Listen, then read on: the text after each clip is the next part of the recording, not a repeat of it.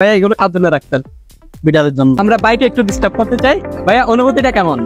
মানে একটা আউটলুক কিনে এভাবে করে বসে খাবারটা খেতে পারতেন।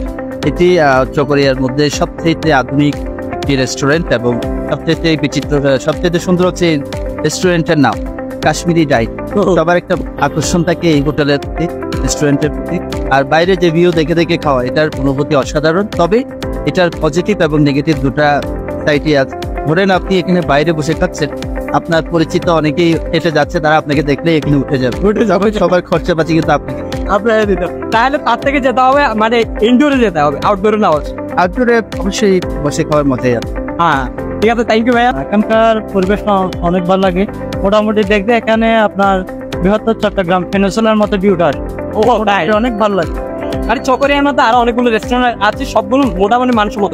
মানসম্মত আপনার কারণে এটা ভিউর কারণে অনেক পপুলার। এখান থেকে আপনার চতুর্পাশটা দেখা যায় পুরো শহরটা, মোটামুটি দেখতে ভালো লাগে, খারাপ এখানে বসার করি ভাইয়াকে অর্ধেকটা গায়ে দিচ্ছে। ভাইয়া কি অবস্থা? এতটুকু বলবো, আপনার ফ্রেন্ড সার্কেল করছেন বাহিরের ভিউটা দেখে দেখে খাইতে।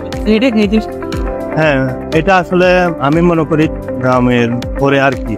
এখানে কক্সবাজারের মধ্যে মানে আপনার রাস্তার পাশ দিয়ে দেখতে দেখতে খাওয়া, এটাই প্রথম আমি মনে করি। চোখের মধ্যে এটা খারাপ না, দেখতে অনেক ভালো। এখানে বসে আসলে চারদিকে দেখা যায়, সব দিক থেকে ভালো আমি মনে করি। ইনডোরে না গিয়ে মানে আউটডোরে খাওয়া যায়। ভাইয়া এগুলো খাদ্য রাখতেন বিড়ালের জন্য। ওরে বিশালের জন্য। যাই হোক ভাইয়া, এই যে বাইরে একটা ভিউ দেখতে যান, চকরিয়া পুরো শহরটাকে দেখে দেখে খাবারটা গেলেন, কেমন লাগে?